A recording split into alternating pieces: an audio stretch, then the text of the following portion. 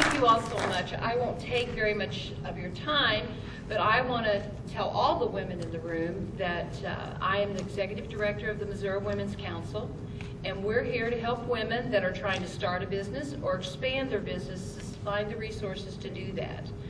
And we also, if you need to go back to school, we try to help you find the funds to do that.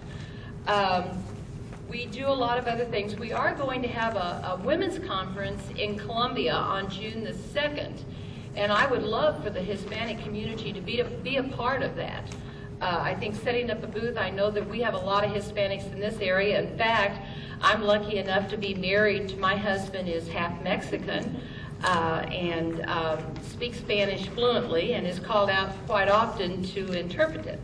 So, but I just want to make sure that you women know that I'm here to help you in any other way too. I help with any constituent problems that you might help. And I do want to, I heard when David was talking to you, it is so true, lobby your legislators. Do it in your communities. Anytime you have an event in your community, invite those legislators because they need to know what you're all about. They need to know what you're doing. And we just had a meeting today, a conference meeting, and I have a committee meeting tomorrow, but we were talking about we want to get more women involved with the council, and we've created Friends of the Missouri Women's Council because we know that numbers mean more. When you go to the legislature and talk to your legislator, it's nice to say we have 500 members, and they're going to listen to you when you do that, and continue and to go back and talk to them every chance you get, because with term limits, there's a turnover there all the time, and we need to have our voice heard as women. And we have less women legislators now in the Missouri House and Senate than we've had in a long time, and we need to get those numbers back up too. And I know there's a lot of gentlemen here in the office, and I don't want to exclude you with anything, but we all know that the women business owners, the women businesses are the fastest growing business right now that there is. 52% of the women vote. So what I say is if I can help in any way, please pick up the phone and call me. Our email address is www.womenscouncil.org, and I'll be glad to help you in any way that I can. But please call. And thank you for giving me this opportunity, and just keep building those businesses. And I'm all for hoping that the state eventually does have a percentage be minority contractors, because I think that's very important. I think the federal government came a long way, and now let's get the state to do the same thing. Thank you so much. Thank you, Mary.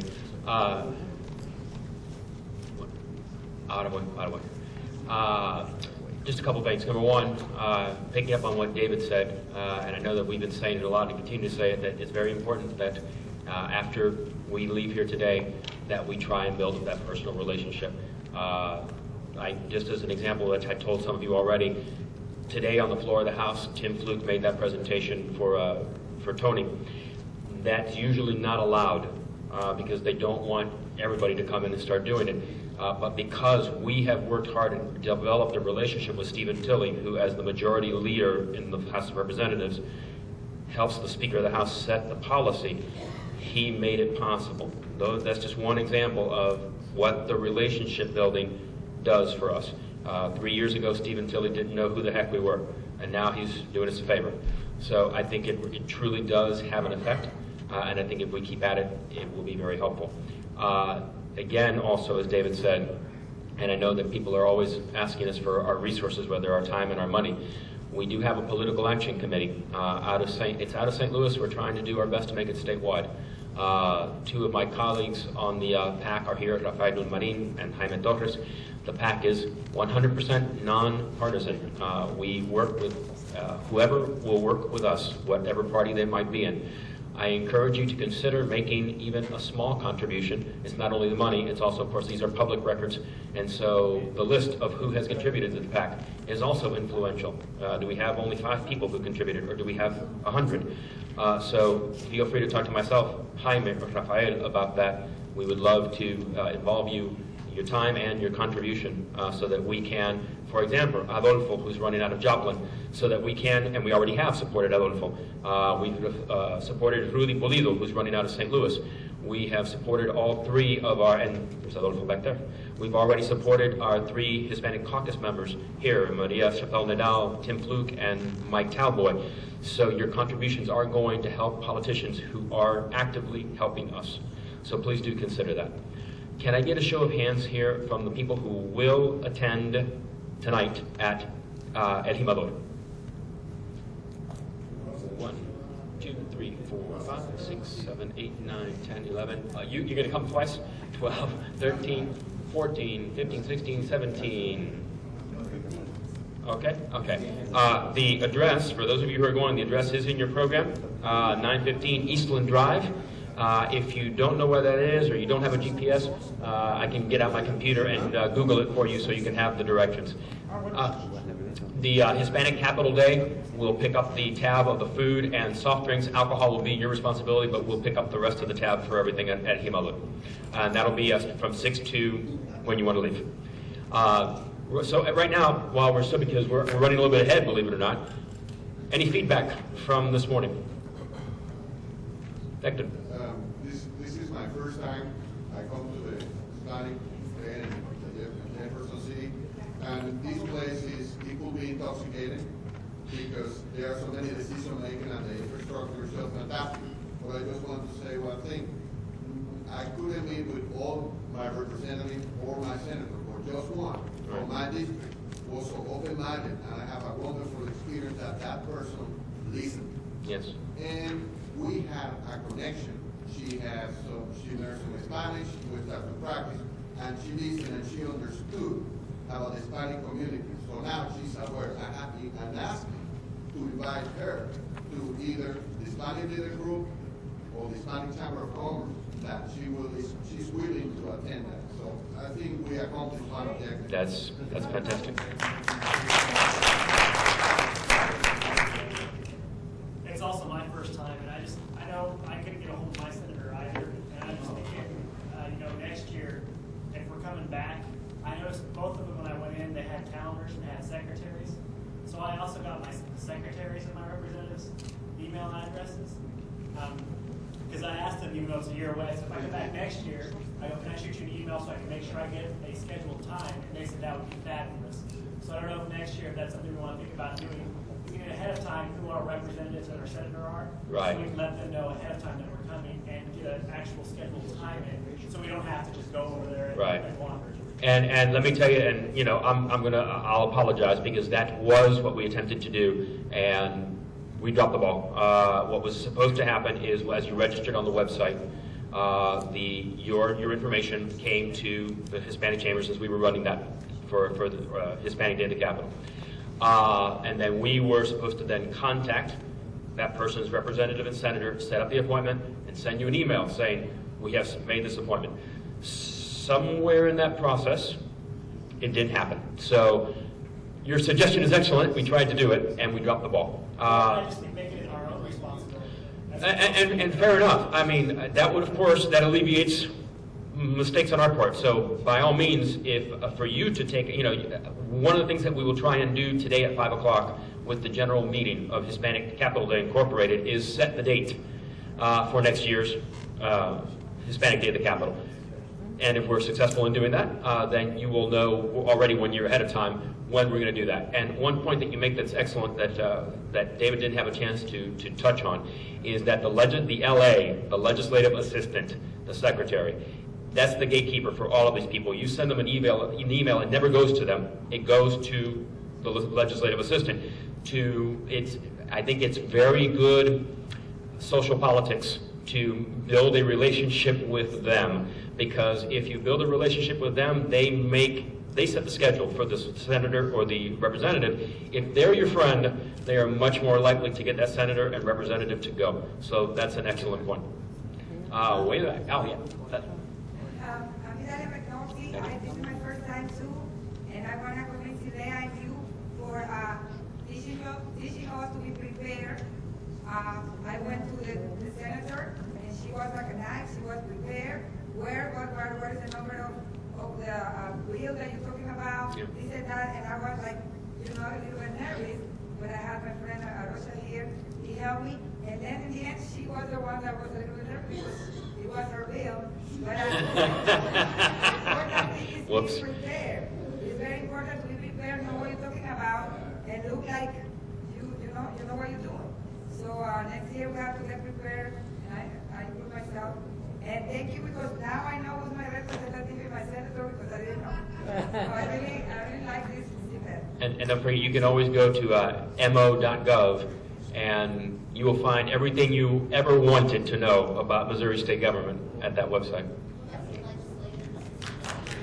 Yes, yes. Okay. The ones that represent me were either at a meeting or a conference Yes. or something. But the ones that I knew personally, I got to see Yeah. without any problem. And one of them happens to be in the education committee and all this stuff. So it helped. And I know them on a personal basis. And That's what has to work. That's good. And and if you're ever in Jefferson City, if you want to talk to your representative or your state senator, you can go to the door of the chamber and ask the sergeant at arms to pull them from the floor. And if you're a constituent, they will come. They would be happy to get out. They probably will be happy to get out. And you saw from this gallery today about how scintillating the conversation can be in there. So if there ever is, you're going through Jefferson City and you want to have a chance to, you don't have an appointment, come to the floor, to the door of the floor, and they will pull your senator or your representative out. Any other feedback or general comments from this morning? Needless to say, on behalf of the entire board of directors, we really appreciate that you're here. Really appreciate it. Hyman? No. Okay. So listen, we're running ahead at 2 o'clock, and please be ready, because we have 8 legislators and Alan Green from the Office of Supplier Diversity Workforce coming to do our small groups. We have exactly 1 hour with these legislators. You've got Tim Fluke, who's the chair of economic development. You have Sue Allen, who's on education. Representative Deal, who's also in economic development. So you have some fairly important representatives coming in, so let's make the most of our time. Some of us will stay here. We have another 2 rooms upstairs so that we can not be talking all over each other. We'll have 1 hour to exchange views with them and let them know what we think, and then hear what they have to say, so it's a dialogue. Yeah. They're coming here, and then we will move. And let me just let you know right now, the 2 rooms other than here that we'll move up to is room 500, which is directly above us. The stairs right here. You climb the stairs, there it is, room 500. It's the all glass room right above us. And the other room we're using is 750. So when the legislators get in here, we'll just quickly pair up, and one group will stay here, and we'll move the others to 500 and 750. Okay? Okay. I know you all are moving about, but hopefully some of the questions that you all are asking is, how can, as a business owner, you can generate and make money, get access to contracts, looking at employment, all of those questions and more. With the Office of Supply and Workforce Diversity, in our annual report, all of those questions are answered and more. Every single contract, where those contracts went, the numbers, the data for all 16 departments are in this annual report. Also, all the hiring, employment, management positions, all of that information is in this annual report. And I would like to present this. This is not a hard copy because that's at the printer right now. And this is only actually the second copy to go out into the community. So Jorge, I'd like to present this to you all, and so you can have all of this information and more. Yay!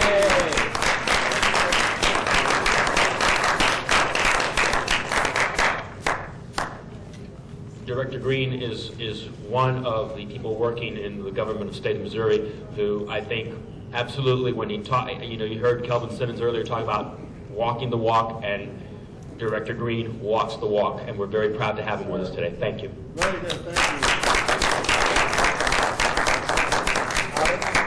I'm going to take a moment, please, to bring up, I think some of you know that earlier this year, the Attorney General, Chris Koster, launched a website, made a Spanish version of the website for the Attorney General's office, which even though there was a political cost to him, he did it anyway. I was proud to, along with Carlos Gomez, my counterpart in Kansas City, proud to stand with the Attorney General when he made that announcement. And he's not available here today, but he has had the graciousness of sending to us Joe Dan Duran, the Deputy Attorney General, and he is here to say a few words for us.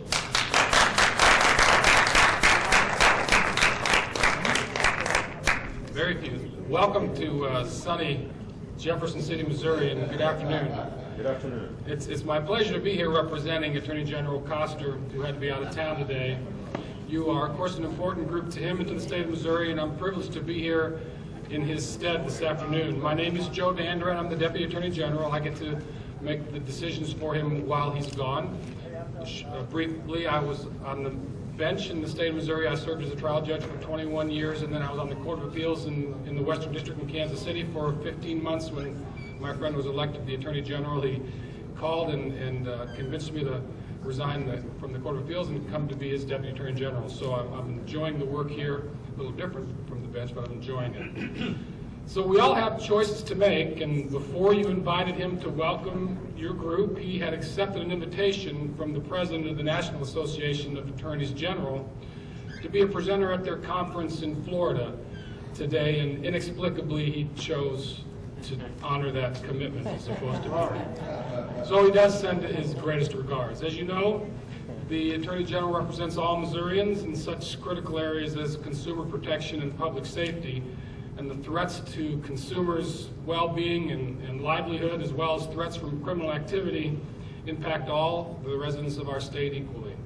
We know it's important that the Attorney General's office be as accessible as possible to assist those residents in their times of need in these areas, and as Jorge spoke a moment ago about, that's why last summer Attorney General Koster launched the Spanish language version of some of the most critical areas on our website. As you know, this is Missouri State's very first bilingual website, and we're delighted to be able to make government services. Thanks. I wish you were here to hear your applause. I know it was more heartfelt than what he's getting in Florida from the rest of those attorneys general down there. If you haven't done that, we really encourage you to take a look at the Spanish language pages at AGO, Attorney General Office, ago.mo.gov. Up on the top right-hand side, click the Spanish option, and the entire website appears in Spanish. In addition to creating the Spanish language website, we also now have a Spanish-speaking employee with our consumer hotline number, and that's also on the website. Click Consumer Hotline, and if you need to speak to someone who speaks Spanish, that's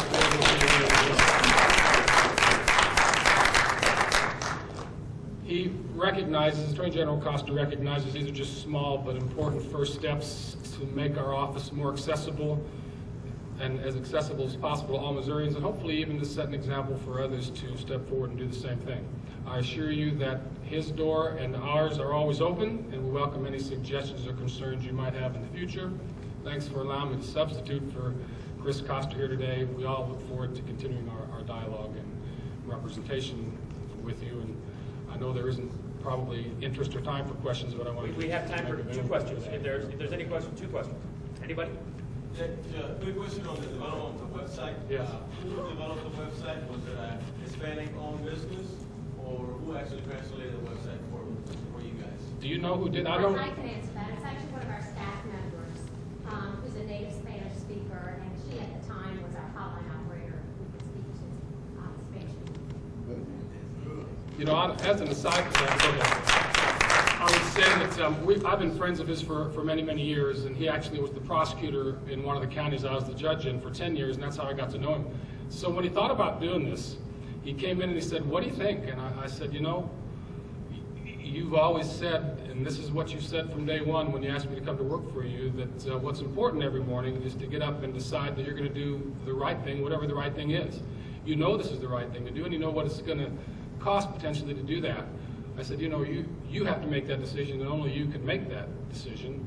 And I know that you'll think about it and you'll do the right thing, like you indicated that I should do if I came to work there." So it was interesting that you brought that up, because it wasn't necessary for you to make any comment about it costing him any capital. And honestly, I think in the long run, it turns out those things that's done far more good than than anything that some foolish critic might want to complain about. Well, thank you, and we appreciate it very much. Thanks. Right. And one more question, or are we done? Have you tracked the traffic on the website since its inception? I know that it's been tracked, and I do not know, because we keep track of the hits that we get, but I don't know. There's definitely been interest, definitely people going on to the site, so we're very pleased to see that. We could get that, if you wanted to like send an email or something and ask for what we know about how much traffic there's been, I know we do keep track of that, as well as the numbers of folks that call in the consumer hotline that have our Spanish-speaking person speak to them about their concerns. Those are there too. Thank you. On behalf of our delegation and one of our sponsors, National City, token of our appreciation and for you for being here today, we thank you for your time.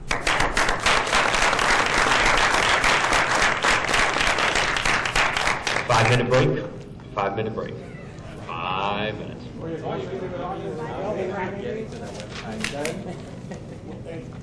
Thank you so much. But also, they want the business make money, so it's a win-win situation. Third, vendors and business owners should provide the best service possible, but also they need to be aware and read the fine lines, and there was a particular example they quote. Fourth, the procurement office is the office that chooses the contract based on the lowest price stated. There are political reasons, but this is the main one. Fifth, business owners should get knowledgeable in how to apply for state contracts, and this office provide training for it. Sixth, partnerships. They have been establishing partnership to learn to small business owners to improve themselves while applying for state contracts.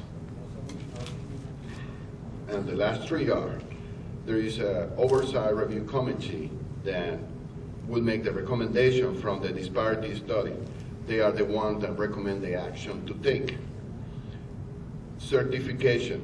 Business owners need to be certified in order to participate. And the last one is, they mentioned Ms. Janet Carter as a certification specialist, and she is open to take any phone call. That's the main points from the Office of Supplier and Workforce Diversity. Nice. Thank you.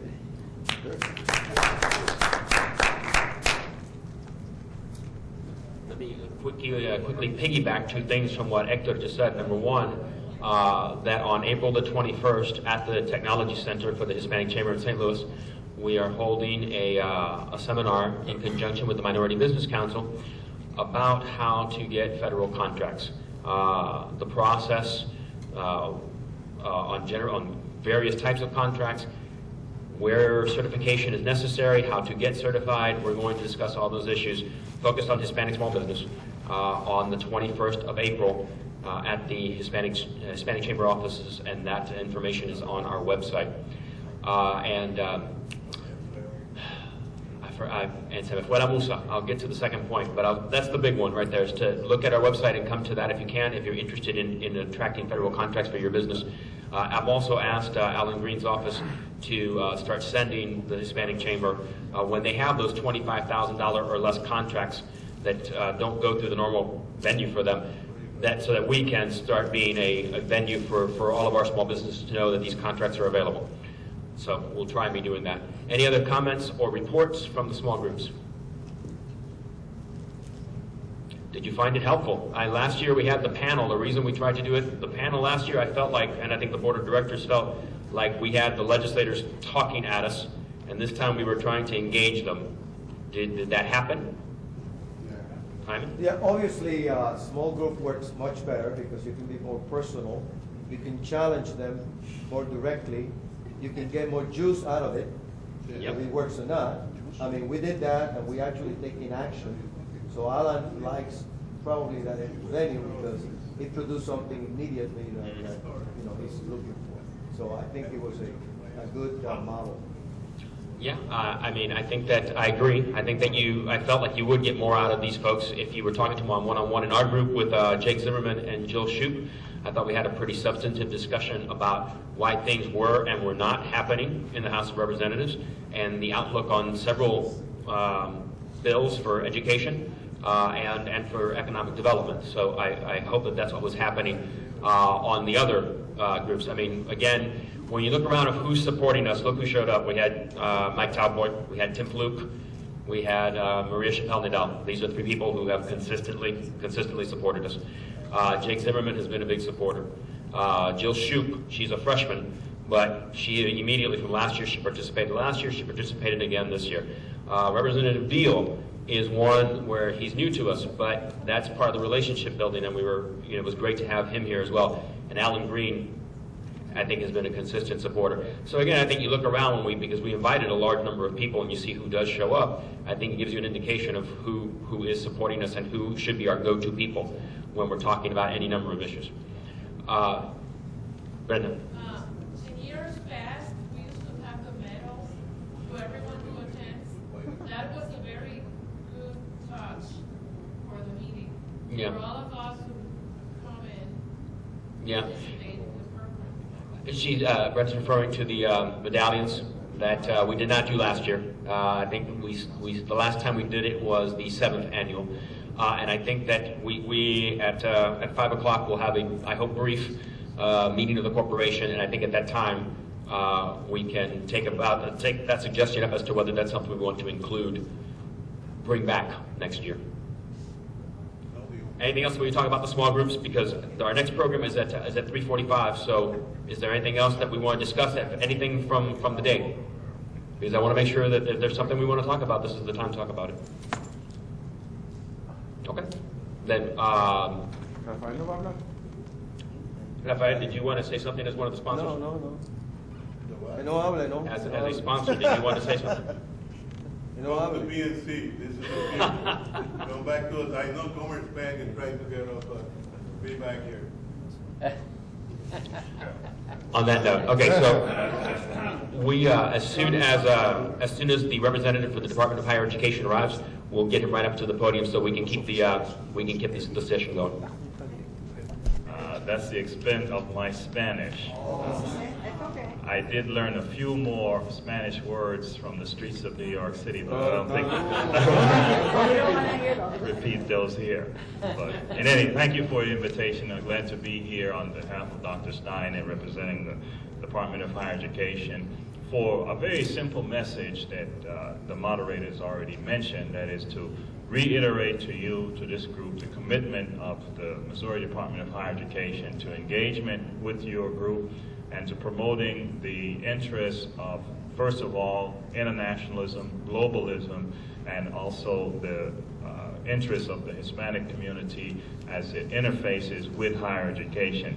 I do have 1 or 2 points I want to make before I turn the floor over to Brian Krause, who's got a more substantive presentation for you.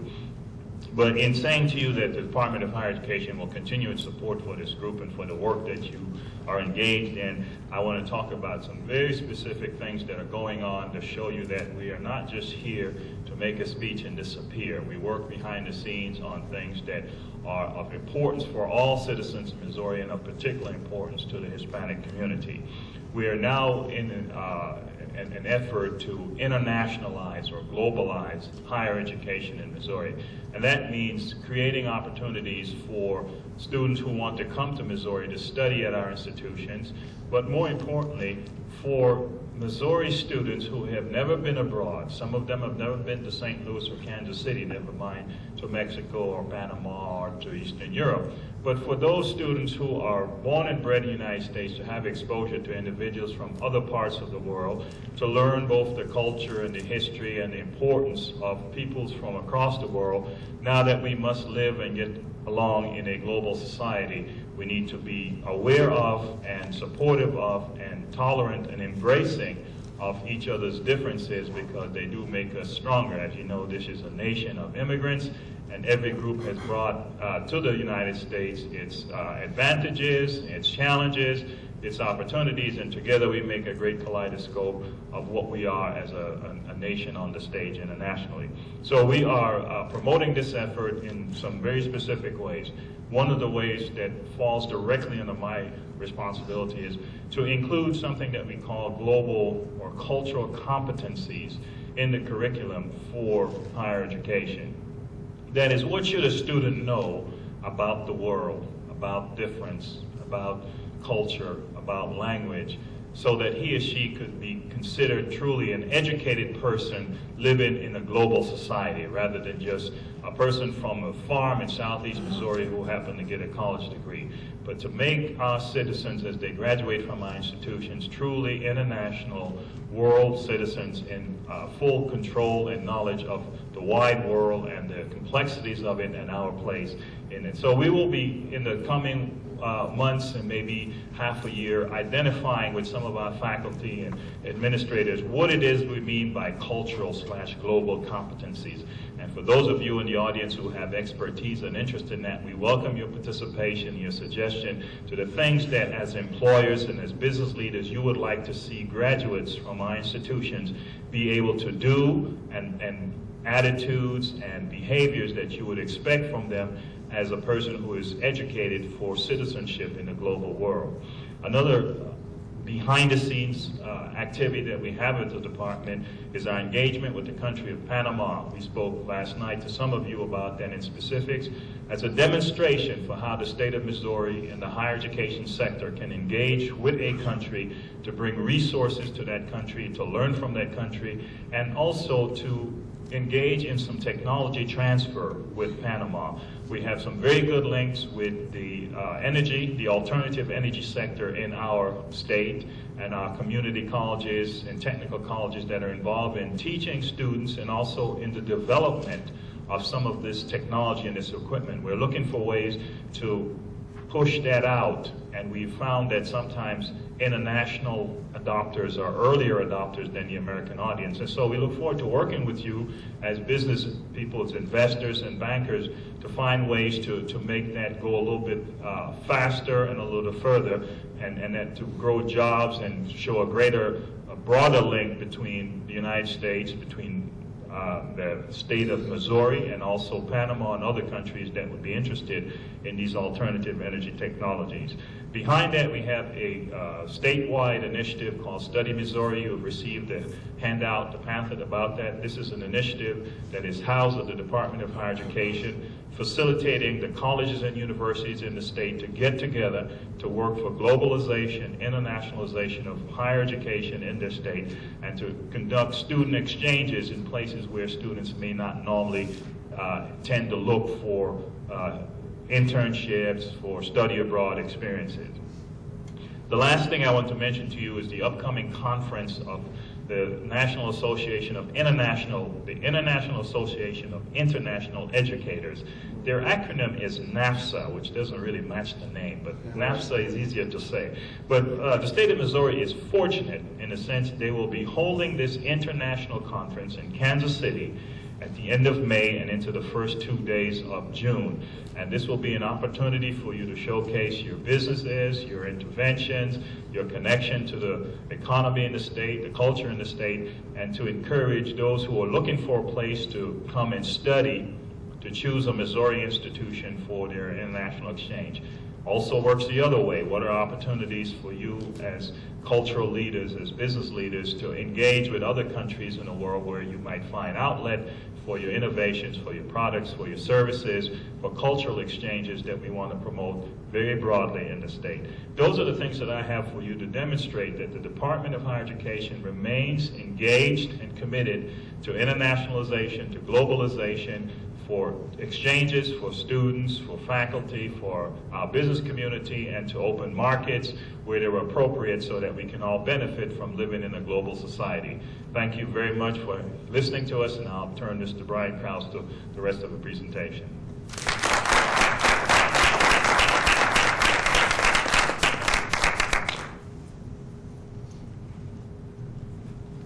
Thank you, Dr. Gallimore. Fellow citizens, I'm happy to be here on behalf of Department of Higher Education and Commissioner Stein, and I wonder if you grant me a little latitude today.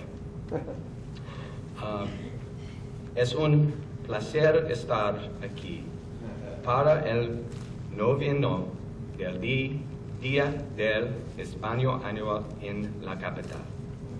Agradezco sinceramente la oportunidad de estar hoy aquí en representación del Departamento de la Educación Superior y Comisionado Stein.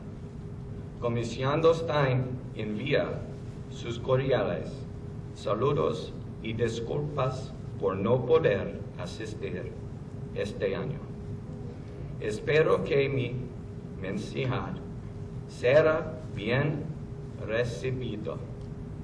Yo no soy un hablante de español con fluidez, sino que simplemente jugar a uno frente a grandes multitudes.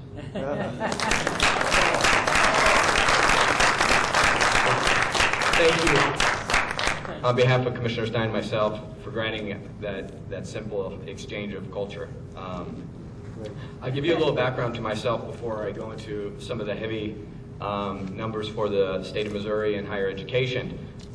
My cultural exchange, as Dr. Gallimore pointed out for Midwest, was very limited.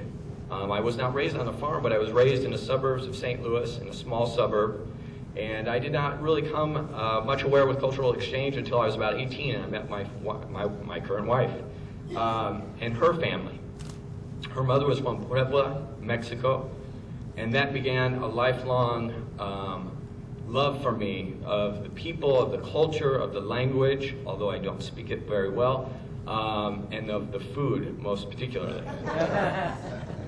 So, from a small suburb boy that didn't have any cultural experiences, I see now the benefits of cultural exchange as well as how higher education plays a vital and important role for the state of Missouri in that cultural exchange.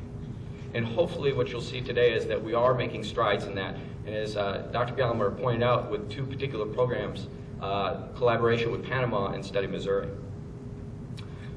So as you know, the Hispanic population in America is the fastest growing population. And in Missouri it is as well. With over 45 million, 15% of the U.S. population, and over 170,000 and 3% of the Missouri population, U.S. Census projects that this will double by 2050, and we'll have over 100 million Hispanic citizens in the United States. So how does that interact with Missouri's higher education system? Well, just as America is very diverse, Missouri's educational landscape is also. Comprised of 13 public institutions, 1 technical public college, 25 independent institutions, and well over 160 proprietary schools. From large Tier 1 research facilities to small 2-year flexible community colleges, Missouri offers its students opportunities that rival any other state. Missouri's higher education system is not simply diverse as a system, but also within the classroom. Hispanic undergraduate enrollment among Missouri institutions is roughly 8,238 students. In 2008, over 1,600 Hispanic students graduated with an undergraduate degree from Missouri institutions. Compound on that with the amount of international students that come to Missouri as a destination spot for studying, there's well over 14,000 students that graduate with diversity in their background from Missouri. Top degrees that awarded to these students in 2008 were mainly in the liberal arts, history, philosophy, English, but also strongly followed by business, health services and science, education, communication. Sciences known as STEM, or METS in Missouri, were on the last of the list for Hispanics in the state. However, this brings to point some great potential, especially from a new study that was released by the USC Urban Education Institute. 36% of Hispanics enrolling in higher education say that they would like to embark on a METS or STEM degree field. However, only 8% of Hispanics receive an undergraduate degree in those majors. Clearly, there's a disconnect between the intention upon entering and then the pipeline to degree completion. Missouri, in and of itself, has a critical need for graduates in the STEM fields. MERIC, our Institute for Research for Economic Development, located here in this building, calls by 2016 an increase of over 7,000 jobs in engineering fields in the state of Missouri alone. Computer sciences, over 8,000 jobs. Both of these fields have a median earnings of over $70,000. So clearly, the advances in STEM, having students go into STEM disciplines is rewarding long-term. There are financial scholarships available. Smart Grant Science and Mathematics Scholarship is for students that embark on a STEM discipline and retain in that discipline for their 3rd and 4th year of college. And then they can receive up to $4,000. The benefits of post-secondary education are many. From one class at a time community colleges to a PhD comprehensive university clearly demonstrate the effects of higher education for everyone. The individual benefits for higher education are simple. Critical thinking skills, analytical skills, communication skills, cultural understanding and awareness, as well as an increased level of income attainment. But there's also additional aspects to higher education. Higher education also promotes better choices, lifestyle choices, health choices. There's reports that show that as education increases, obesity lowers, smoking rates lower, cardiovascular disease lower. So there's a trade-off, not just with educational benefit and attainment, but also with your health. Social benefits are many also. Lower unemployment rates, lower poverty rates, as well as greater tax revenue. We're probably in one of the most critical points in our economic history as a state, and having a shared responsibility with taxes and having a higher level of educational attainment within the state. So as we increase educational attainment within the state, we also help our tax base. And then civic engagement. 43% of undergraduates that leave institutions in Missouri participate in volunteer voting, community-based boards, as opposed to only 19% for those that have a high school education. So the interrelationship between education and community involvement is extremely there. As far as the Department of Higher Education, imperatives for change, we've courted this plot, a strategic plan. Imperatives for Change, Building Higher Education System for the 21st Century, has laid the foundation for coordinating and enhancing the state's most precious resource, human capital. Through statewide P20 coordination, Imperatives for Change charts a course for increasing degree attainment, developing a globally competitive workforce, and enhancing the state's resources. Imperatives for Change is our playbook for the state's educational system. MDHE is not solely focused on the state system, but as Dr. Gallimore had mentioned, with the collaborative relationships that we can build and establish with other countries. Panama is just one fine example. And although it's for today, it far reaches for tomorrow with Mexico, Brazil, Colombia, and other countries that we can exchange and collaborate in the same nature that we have with Panama. Also, Study Missouri was developed as a grassroots organization attempt by the Department of Higher Education and professionals around the state of Missouri to do 3 major aspects. To attract students and faculty from around the world, to enhance the welfare and the being of our system, as well as to provide outreach to Missouri's K-12 and higher education system to understand and share the values and importance of global awareness, cultural competencies, and study abroad opportunities. The other aspect for Study Missouri was to unite Missouri's professional community for global education together so they could share best practices, share what works at one campus, those ideas. As you saw earlier, my display of Spanish is not as strong as I would like it to be. It's probably as much as my mother-in-law would like it to be when she was alive. But it's the one unique thing that we have, that Hispanics have as a culture, is that language. The ability to not only express yourselves in a romantic language, but also to convey that language to others that do not know it. I'm one of those that hopefully I'm learning over time and will understand that more and more each day. But as my sons learn Spanish from their mother, as a 3rd-generation Spanish speaker in our house, the one thing that I see them doing more so than I can ever do is internalize the language. The only way that I will internalize it, I know, because I've seen this happen, is to actually go to Mexico or Panama, live in the culture, immerse myself in that culture. Luckily, my sons are actually getting that experience for the most part at home with their mother.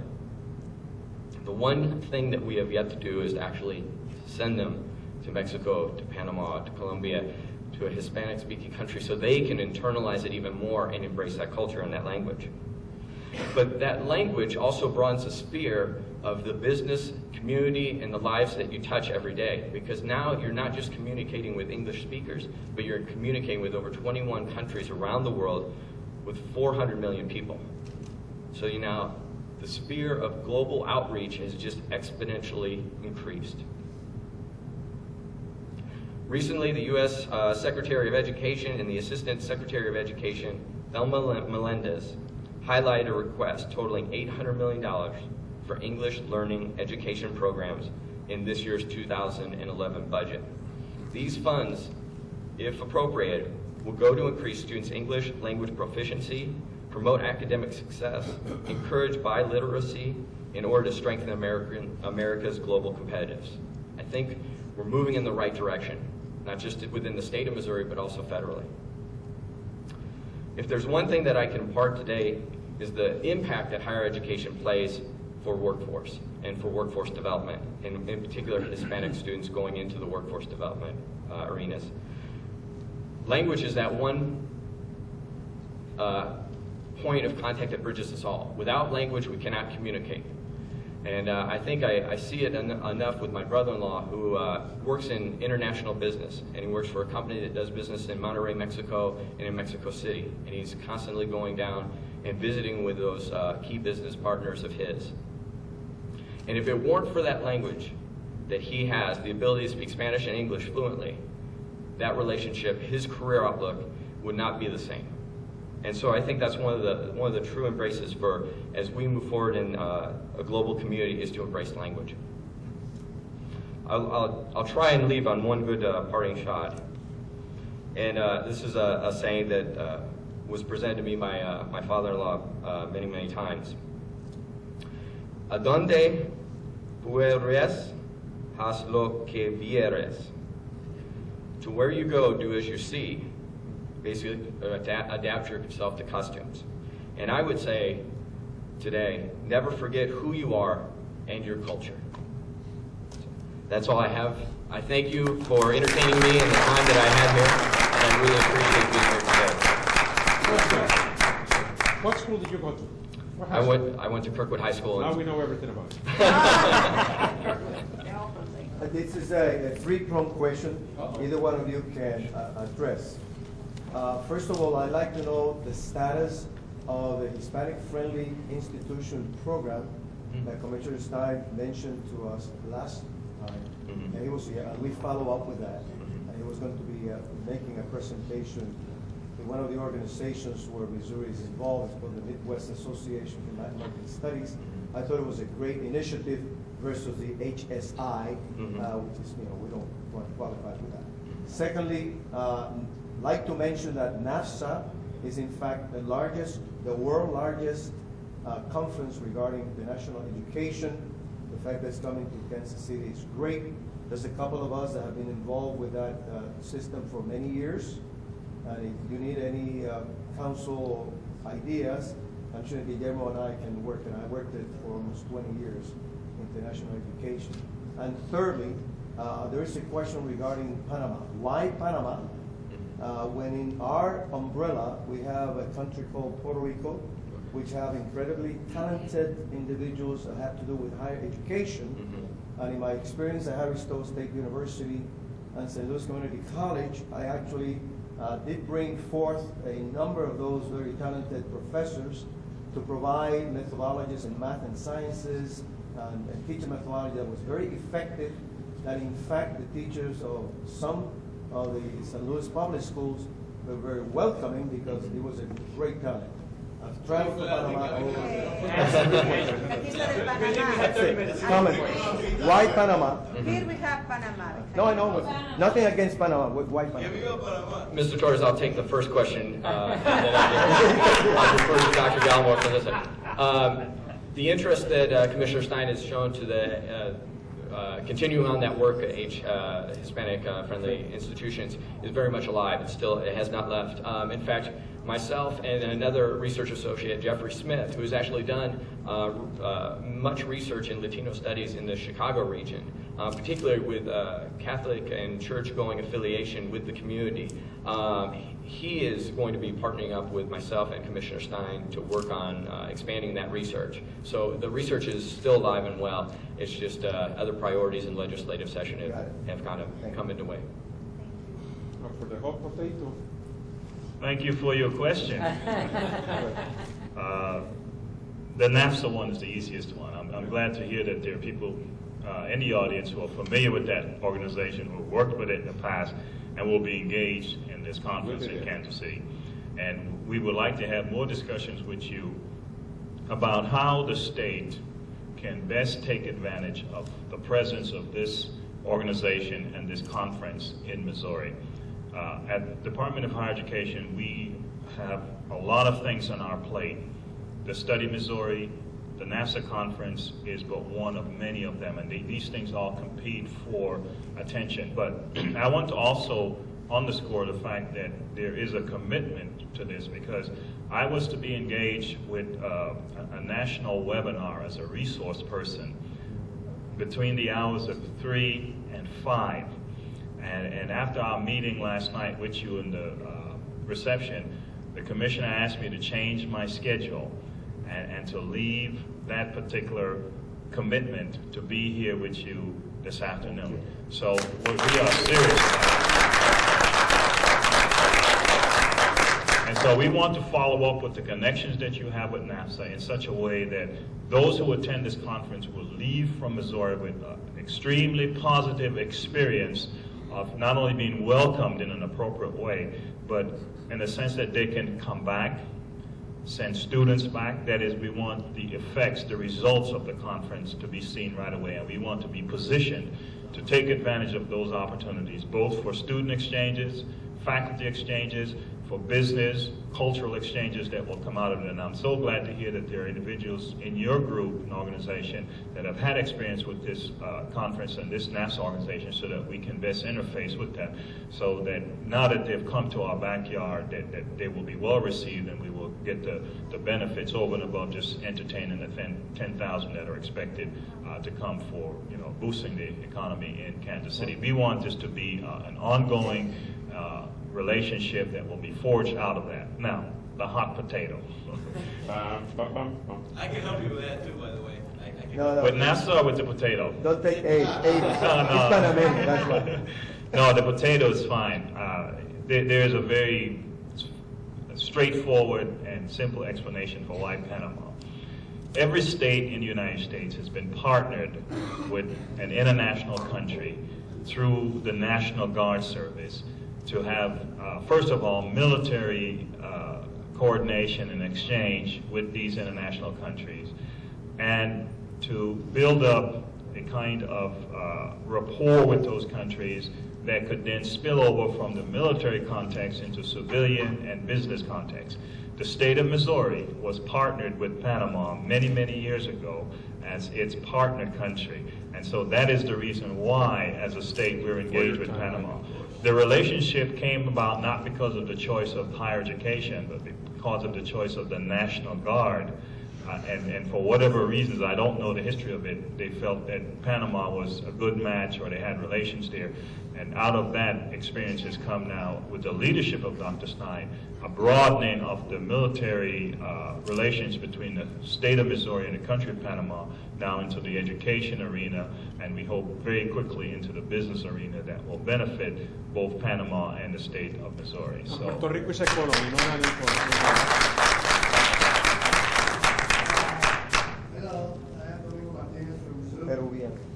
And actually, I have a question that bridges a little bit most of the things that you have raised. One is the cultural competence, which is very important. I am part of the Council for International Initiatives in Missouri. So I'm always talking about the need for cultural and global competency. And the other one has to do with higher education and what to do with our newcomers. We do have, in all the Midwest, the only segment of the population that is growing among the young population is migrant population. Most of them Latinos, but not all. If we want to increase cultural competency, we are usually talking about migrant children as challenge. We should look at them also as an asset. And that is something that we have to educate they are already culturally competent. And you mentioned that it is not just the beauty of the culture or anything like that. It is the usefulness of the language. It is being conversant with another culture. And we're not doing enough to validate this culture, especially in rural areas, that is so critical for the future of the state. So I guess that we can also increase the cultural competence of our higher education students, sending them to the west side in Kansas City, to Noel, Missouri, to Milan, Missouri, to Kenneth, and all those beautiful places that we have in the state that have a large migrant population. Latinos, Mexicans, Guatemalans, Ukrainians in Sedalia, Hmong people in southeast Missouri. So we do have hope. Let's use these new people as a resource, validating them and actually increasing their potentiality to get into higher education. One of the problems that we have is that we don't have the pool of possible recruits for higher education is very limited among migrants because we think that they are a problem. Yeah, your point's very well taken, and it is not as negative as you might think, because the demographers are aware of the population growth, and in many respects, the traditional labeled minority groups in this country are going to be much more desirable because there are not enough, as you said, traditional college-age students to fill the ranks. And as more people start to retire, that will become even more pronounced. So the demographers are very well aware of that. Our society will have to rely more and more on all of the citizens that are in this country to be educated and to make contributions for the society to continue. You raise a very important point, and I made a note to myself that for us to promote cultural competence, first we have to identify what those competencies are. Part of that is your input as individuals who live in a different culture, who are bicultural or multicultural in terms of your experience, your language, and your work, and your knowledge of the world. But the other challenge that we have, that your question opened to me, is, you know, many times when you start something new, you have something called train the trainers. You put your finger on a challenge of how it is that Missouri elementary and secondary teachers could validate and value that population. One of the challenges that they themselves are not culturally competent.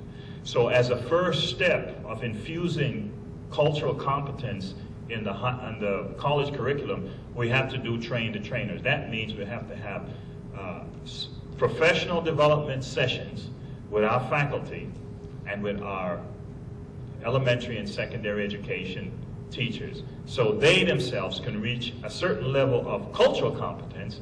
They can then teach it and then use the resources, including the student population, as a way, as a multiplier effect for everyone then becoming more culturally competent. So I thank you for your question. It gave an insight of where we may start into this. I have one question. At the higher education, how concerned are you with our dropout rate in our high school? And right now, this is the concern that I have as an employer, small business owner. We are recognized around the world as the higher education mecca for a lot of Hispanic. I mean, we bring a lot of people. I have employees from Yugoslavia, Bulgaria, Bosnia, any part of the South Central America. But I'm concerned that a city like St. Louis closing school left and right, and we're not putting the money on the local student to be able to accomplish that education, to have the same benefit, to complete our education in the great system that we have. So my question to you is how your organization view, or if that is some interesting factor on you take care of that, help that St. Louis area, or all different areas, to produce quality students by keeping them in high school. So that's a priority from the state, from the higher education or not. Because now we're gonna be an international producing student market, which is great. We're gonna do a lot of money from that, but then the people who support our small business start getting less educated. The business start moving away from the community. And there should be a partnership between the business and the education, higher education organization to provide quality employees across the board. Students before they get to the college door. That is no longer the case. We have a very strong relationship and a commitment to the K-12 system through the new commissioner of DESE and the present commissioner, and I have met with the DESE commissioner several times. We are working on many projects to address that issue. That is, how do we align what goes on in elementary and secondary so more students can move into college and university. Part of that is identifying what competencies, including global competencies, are necessary for high school students to come to college and also to go into the workforce. So we are paying attention to it from a policy standpoint, from an alignment standpoint to improve the movement of students. But you raise a very important point about now, we can, you develop a plane, let's say the most advanced airplane, and your community doesn't really need an advanced airplane. What it needs is a skateboard. So we also have to pay attention to that, and that is where you come in as members of the community who have access to the community 24/7, and who also is an integral player in terms of employing these individuals when they are competent to go into work, and also to assist the K-12 system. Why? Because if you are mentoring students, or you have a partnership with a high school in an area where there's instance of high dropout, you, as an example of someone, maybe you came from the same type of school system and neighborhood, they can say, listen, I have passed through what you're passing through. Maybe not exactly, but I have found a way to be successful. I encourage you to follow these steps. Additionally, what could your business or your organization do to give young people a vision of what kind of employment and what kind of lifestyle is there for them if they will stay in school, if they will learn the competencies, if they will earn a degree, and then become productive citizens in a society. So it takes all of us, including higher education, working with secondary education, working with business organizations, working with civic and social organizations, even working with the police. Better if we can include what we know is one problem area to find solutions out of that, rather than, for example, subjecting young people, when they do drop out, they either go to the military or they go to prison. We're in conversations right now with the Department of Corrections about how to intervene in that cycle by giving young people an option while they're incarcerated, and those who are about to be released. How can we create pathways for them to go now into college instead of going back to the street? So yes, indeed, we're aware of it. We're engaged with the part of the system that's most responsible for it, and we're looking for other partners in this holistic approach, as Brian has said, what we call the P20, from the preschool all the way to the graduate school approach, so that the pipeline of students coming into college is the concern of everyone. And so we will help our K-12 partners to produce the best students that they can, also to produce the teachers who will go and teach in those K-12 systems, because we in higher education are responsible for that part of the system, producing teachers. So it is indeed all connected. We're very well aware of it, and we want to focus attention to it. One last point about that. I have been in some national and regional forums where this issue has come up. They call it access, increasing access. And the companion to that is increasing diversity in education. One of the things I have said, and now my voice is starting to get a bit of attention. Many people say students drop out because they're bored with school, or because they need to go to work to support the family. Well, we say those things, but where's the data? Where's the evidence to say that is why students drop out? So I have challenged my colleagues in regional and national forums for us to conduct studies where they have not been done before among people who have dropped out of school, to ask those people why they dropped out so that we can find solutions, rather than me with my educated guess saying that is the reason why this young person dropped out of school. I don't know that for certain. So one of the things we can do is that level of intervention is going to that part of the population that we are losing from the pipeline of education, doing the interviews and the focus groups and the surveys directly with them to find out from them why they dropped out. Many of the studies that have been done with people who are in the so-called risk of dropping out. Well, they haven't dropped out, so they're not in the population we're concerned about. They may have some of those factors in their lives, but they found a way to stay in school. Our interest now is the ones that did make the decision to drop out, what caused it, and how can we then intervene to prevent those and to encourage them to come back into the education pipeline.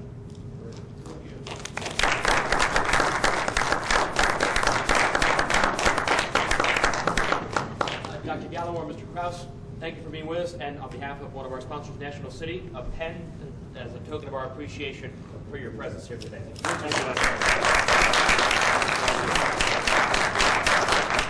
We're going to move right into our next presentation, folks, so let's keep our seats.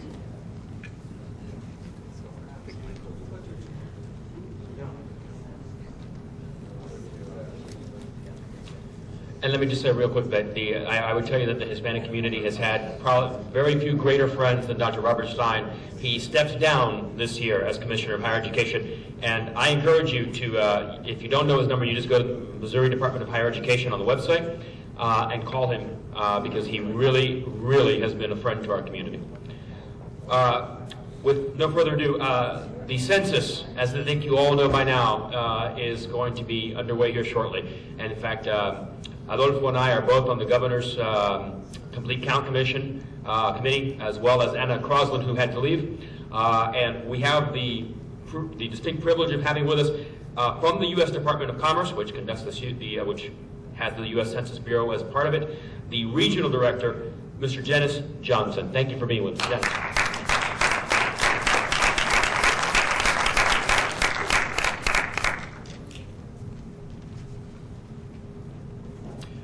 Thank you very much. I was told just a few minutes ago that it's protocol for me to speak in language, and I will greet you in my with my favorite phrase, dos cervezas, por favor.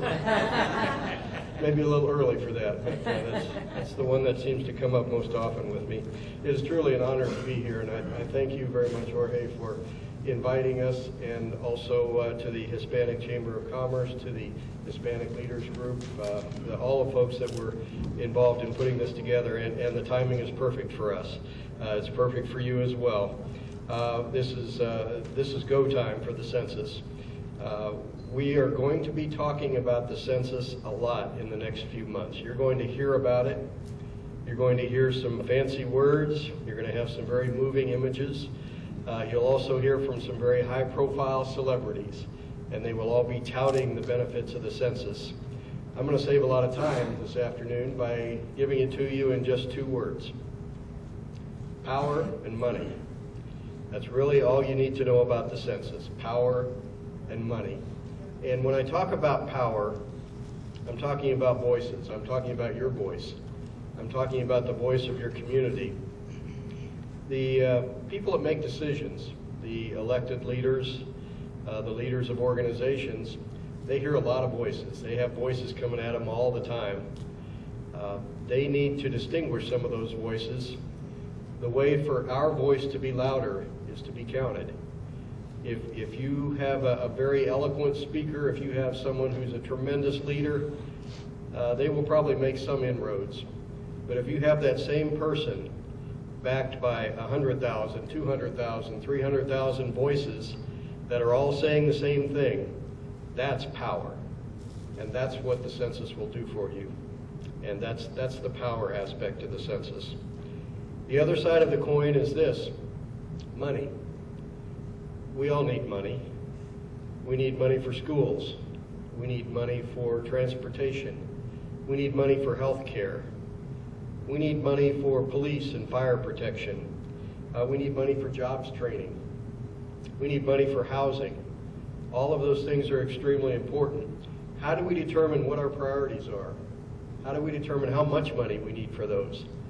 How do we make it clear that those are a priority and that your community needs the funding? Through the census, making sure that every individual in every community is counted and that their voice is heard and that we can meet those needs. Here's what's going to happen in the next few months, and I'll give you kind of a microcosm of what's going to happen. First of all, there'll be a Super Bowl and you'll see a census ad. Oh wait, that already happened. Did anyone here see the census ad on the Super Bowl? Okay, we've got a few. Okay, good. It was rated 55th in the level of importance or whatever. So that's probably where we're hoping for. But in any case, you're going to see a lot more of that over the next few months. We have an extremely large education and motivational campaign that will be happening. But here's the bottom line. In about a month, you'll start receiving questionnaires. People in your community will start receiving questionnaires. It's extremely important that they acknowledge that questionnaire, that they fill it out, that they include everyone in their household on that census form and get it returned as quickly as possible. And I'm not talking me, I'm not talking just my staff that's here, I'm talking about all of us. We have that 1 month to get the word out, to tell people how important it is, how that one little questionnaire is going to make a difference for the next 10 years. And we've got 1 month to do that. Yes, we've been working on it, but now it's go time. And we need to make sure that that message has been received. And we need to make sure that that message has gone to every single household, that they understand the importance of this. So that's what we've got going for us. The census is certainly a government activity. As part of the Department of Commerce, we've been assigned the function of conducting the census. More importantly, though, it's a community activity. What many people don't realize is that all of the people who are working on the census, with the exception of maybe a handful, old fogies like myself, are people from the community. My two friends that are here working and have staffed the table, Abner and Leo, they were working on other things in the community. They've decided to take this time to devote to the census. And my golly, they're doing a great job. Thank you for being here. But if you look at those two and multiply that by about 400,000, that's what the census is made up of. People who are in the community now, and they're representing their own community, and they're working in their own community to make sure their community is fully represented, to make sure they have the power, to make sure their community has the money. Those are the things that are important. Our success is based upon partnership, and I'm so grateful that we have partners such as the Hispanic Chamber, such as the Missouri Complete Count Committee that Adolfo is going to touch on. I lost him, he's here somewhere. Oh, okay, there he is. And also representatives from our Department of Administration. But we have nationally about 150,000 partners, organizations that know how important it is to pull this together. Very honestly, and I'm not trying to belittle myself or my organization, but the census is way too important to leave it to just the Department of Commerce, or leave it to just the Census Bureau, or to leave it even to the entire federal government. It's more important than that. It's important to you, and you need to have a role in that. The good news is this: the Census Bureau is made up of people just like you, made up of people like your family members, your neighbors, people from your community. And over the next month, we're going to be hiring literally hundreds of thousands of those workers. And we will have near 10,000 of those workers right here in the state of Missouri. And we need them to step up now. We need them to find out about jobs. We need them to call the toll-free number, which you'll get right over here on the table. We need them to step up and make sure their community is represented. And that's one of the things that we're doing right now. We rely very heavily on trusted voices. Again, not trying to belittle my organization or me, but I'm a bureaucrat. And very honestly, in many communities, I am not a trusted voice. If anything, just the opposite. You are the trusted voices. You are the difference makers. You are the folks that people are going to listen to, and you know how important it is for this census to be right. And that's why we ask for your support in whatever you do, whatever pulpit you have, whatever opportunity you have to share information, we need you to do that, and now is the time. Once again, we have that 1 month to get the word out there and to continue preaching that word. We have a number of tools over here on the table, just a sample of what we have available to you. Many in-language materials, and if we don't have them in language now, we'll make them in language. We'll make sure that you have them, and we'll provide that information to you that you can then help us distribute and make sure it gets to the community. And if it's all right, Jorge, I would like to talk about the next speaker here for just a moment. A little over 10 years ago, I became friends with a gentleman named Adolfo. Had no idea who he was at the time, but over that last 10 years, we've grown to be pretty good friends, and we seem to run into each other a lot at these type meetings. Adolfo, 10 years ago, was responsible for making sure that basically all of southwest Missouri was counted accurately as manager of the local census office in Springfield. And I was very impressed with what he did to bring people together. And now I am oh so happy to know that he is working at a higher level, making sure all of Missouri is counted accurately. And it's my great pleasure to introduce Adolfo, my good friend. Thank you, Dan.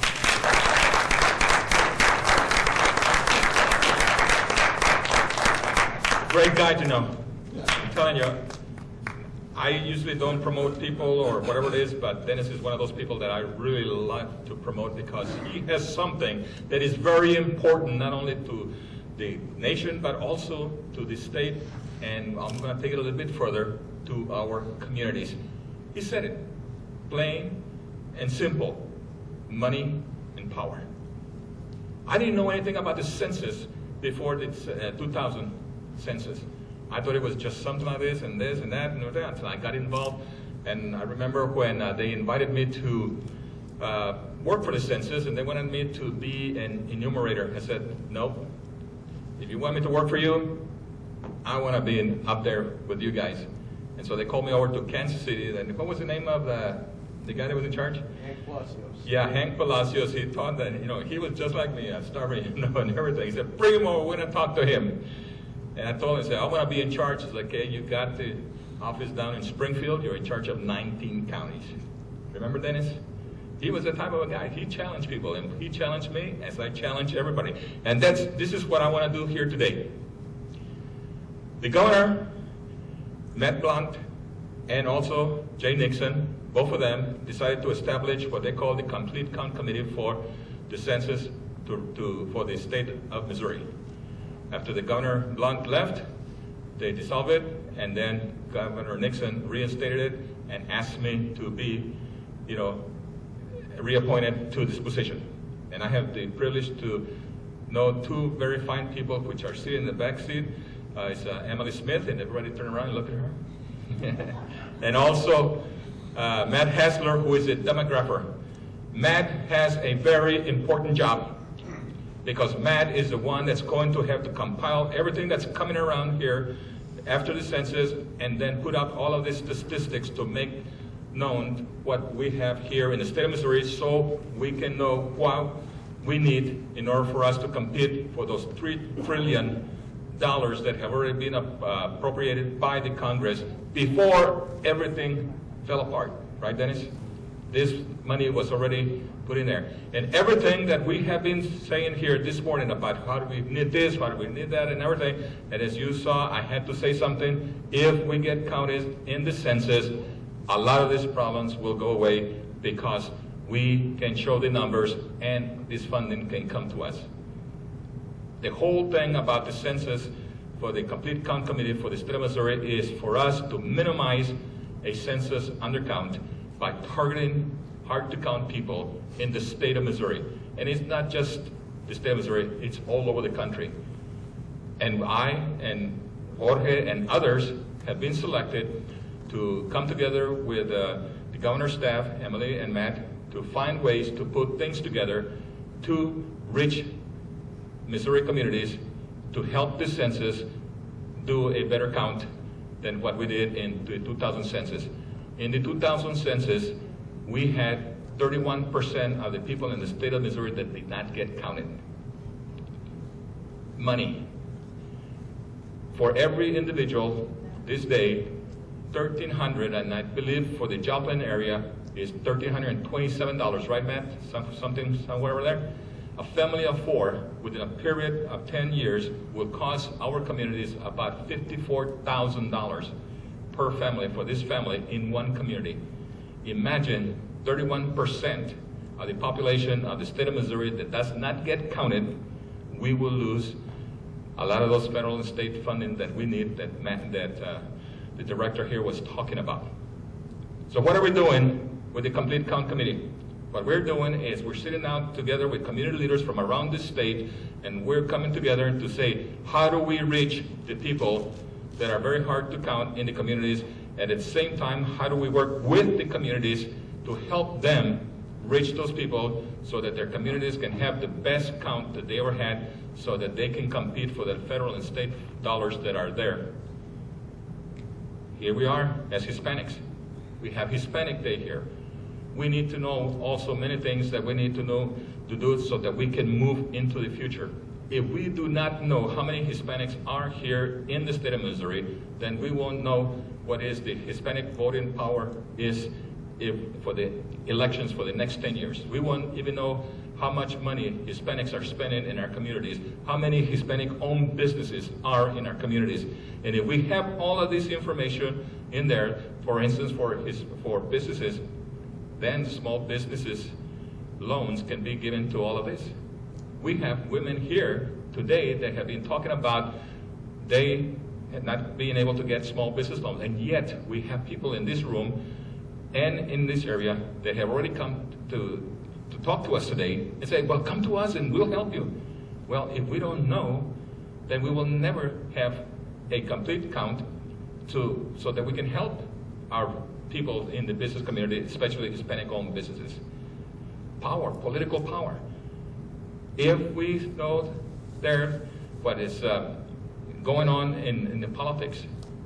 Now, if you have an increase in population, then you're going to probably gain political power by getting another seat. But if you lose population, you can lose a congressional seat. It is very important that we're about this much about losing a congressional seat, and our demographer, Matt Hasler, has put those things together in which we're warning and telling communities that it is very important that everybody should get counted. What are we doing in this? We're doing almost exactly what the Census Bureau is doing nationwide. What we have done, we have gotten with other people from around the state, and we say, how do we reach these people? Well, we decided to have a certain amount of money that was allocated by the Missouri legislators, from the governor and everybody down, to reach the hard-to-count people. What are we doing? We're doing advertising. We have television spots, radio spots in English, Spanish, Korean, and every other kind of language that we know, that we have identified, that there's radio stations, newspapers, television stations, everything where there is a type of cultural people there that can be reached, because there is a means to reach them by putting up signs and billboards. In St. Louis, they put in signs in the buses everywhere you go, so that we can reach people so that they can participate in the census count. Power, there's a lot of power in this. Part of my success is what I learned from the 2000 census. When I saw the power that I could have, it has brought me from where I was to where I am right now. When you are very well educated of what the census can do for you, and you bring statistics, you bring everything, you will be considered probably a top expert in everything that you do. And the census can even build up new careers for people, such as everybody's in here, like it has done for me. We have to move. If we do not participate, we won't get anywhere. But what we need to do is to ensure that when people get that form, if you are community leaders within there, and the best way that you can reach them by talking to them in their own language, then talk to them in language and tell them the importance of what it is in order for them to get counted. We cannot afford to have 31% of the state of Missouri not to be counted, because we are in heavy competition for our tax dollars to come back to us. Period. Yeah, that's all what it is. Dennis said it the right way. It's money and power. Now there's other things there. George, Jorge, buenas would you like to say something or whatever it is? Emily? Get counted. Okay, and if there's any questions of what we're doing here at the state level, I'm free, if you have any questions to ask, okay? Yes, sir. Did I understand that you was with the census on the last census? Yes. What did you find was the best way to get to those people that were hard to count or non-responsive? First of all, people need to know what the census is all about. So you have to educate people about the importance of the census, and then communication. You need to reach people and let them know what is going on. Those two main areas will be more effective in reaching people to get counted than any other thing that you can do. People will see a spot for maybe 10, 15 seconds, they look at it, they laugh, and they forget about it. But when you talk to them personally, face to face, they will remember. Now, one of the things that the Census Bureau and also the complete count committees from the state is that we have volunteers that are going to be in every community that are volunteers to help people to fill out the census at certain key locations in order for them to fill out the census if they don't know what to do. Yes, sir. No problem. Do you have espacio en sus manos? Say again? The verbiage on the advertisement. Está en nuestras manos. Yeah? Oh, el logo. Yeah. Yeah. Eso futuro. Yeah. Can you get something in there? Yes. Even just verbally in your public service announcement about Si Se Puede? El futuro comienza en abril 1 para nuestra gente. But the future begins on April 1st. Yes, that's what we're. I think for some of the hard to reach people, Si Se Puede is not Yes. every once in a while. Yeah. They understand that, they already identified with that, and I think it would take a certain percentage of that. Yes. Sure. Yes, they have that, and there's I don't have it right here.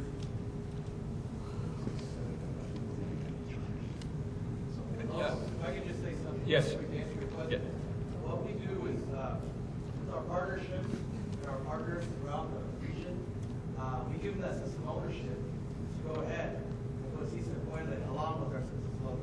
That's what we've been doing throughout these months, so, that's a great suggestion, and I would go for it. And, we've approved those already, and we're doing whatever we can to get to it, and usually that does pump people up, and that does get people going. So that's a great suggestion.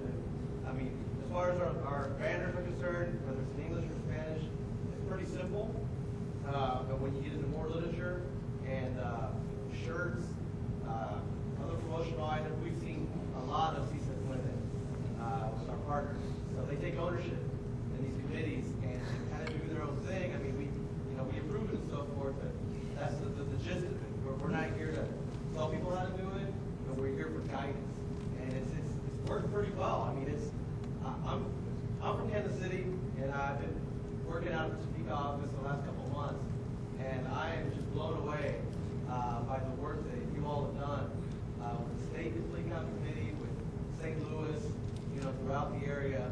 So just keep up the great work and continue using sayings such as Si Se Puede, because that's what really moves me. Yes, sir. You mentioned when you're talking how you're spending lots of money on your advertising, buses with the logos and stuff on there. Today you just said, you were talking to him that advertising is completely ineffective and you need to go in there and educate people. Okay. So I was just wondering, in your efforts, because he also mentioned being out working with the groups has been a highly successful thing for you. Have you guys ever thought about using local not-for-profits, partnering with, even throwing money at them to help get this done, help them educate the people for you instead of spending money on that advertising that may not necessarily be as effective? What we're doing is that we're establishing local complete count committees within communities so that they can duplicate what we do at state level, what we do at the census. Yes, sir. I can address that a little more too. One of our most successful programs, and I think Leo and Admiral will back me up, is called the Partner Support Program. And it does just that. It basically takes money away from the big advertising folks, and it provides grants for census promotion only, not grants, so to speak, but for materials, for activities, basically for anything that might motivate the community at the local level. And our region alone has given out over $2 million in partner support funds to local organizations for that purpose. And some of the products are amazing: T-shirts, hats, all sorts of. Right. Well, in a way it is. However, we also are using their vendors that they have selected in their communities to provide the material. So in a way, that money is coming back to the community. You're exactly right. It has to be devoted toward the 2010 census, but their messaging and their logo can also be included. So basically they're saying this organization supports the census and therefore we're supporting this community. And that's the message.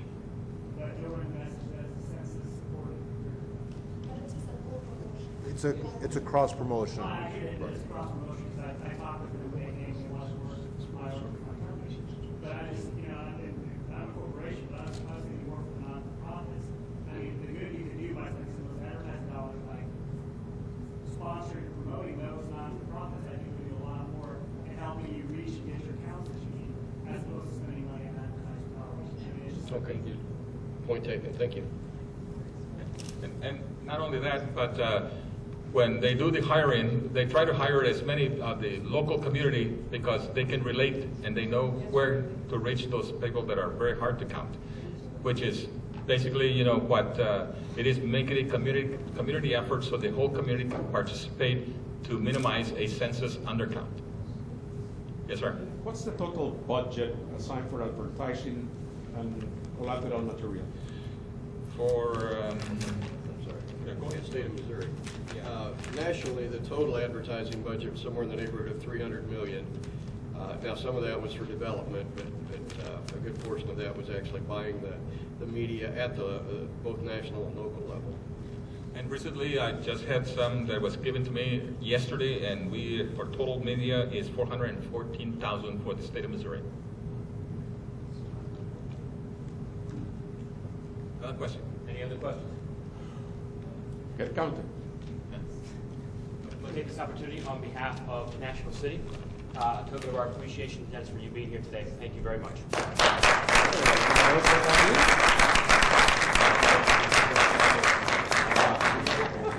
Gentlemen, thank you for being here. Adolfo, thank you for being here. Abner and Leo, thank you very much. Just by the way, the Hispanic Chamber of Commerce is one of those locations that Adolfo mentioned that we're going to have every Monday in March. There will be a representative of the Census Bureau at the Hispanic Chamber from 9 to 5 to answer questions leading up to April 1st on the census. So if there is anyone who you think might have questions, there's someone there to answer them from 9 to 5 every Monday in March at the Hispanic Chamber in St. Louis. Okay, that was a long day, but I think well worth it. Anything before we move into the meeting of the corporation? Any additional comments from today? Okay, so with that, how many of you here, if I can see a show of hands, are members of Hispanic Capital Day Incorporated? Okay. Those of you who raise your hands are eligible to participate and vote. We invite everyone to stay, but those are the only ones who can vote. We invite you even more so to join Hispanic Capital Day, which will cost you $25, and which goes to support the organization to make this event possible. Let me thank the board of directors of Hispanic Capital Day, Elena, Luis, Raquel, Dinora, Domingo, Maria Maldonado, Abraham, Rafael, who am I missing? Freda. Oh, Mariano. Who am I missing who is here? Anyone else here who's on the board of directors? I think that's it. No, I said Dinora. Frida, I said, and Dinora, I said. I thank everyone on the board of directors for their assistance, and I thank everyone who made it here today. With regards to Guillermo, I thought I bring you up in terms of this parliamentarian, because I don't believe we have quorum. One third. One third. One third of members would stand. Yeah. How many members are there? Well, the problem is that that Beatriz was coming with all the data, and she didn't make it. You don't recall kind of ballpark? I will, ballpark, but I mean, What's ballpark? ballpark was about 30. So we have 30. 10 here. Yeah, if you Well, have okay. 10 people, that's what I mean. If it is 1/3 instead of 1/2, then just, okay.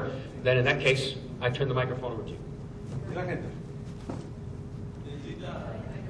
Okay, the most important thing is, to go over the minutes of last year's. I did prepare it. I was the secretary last year.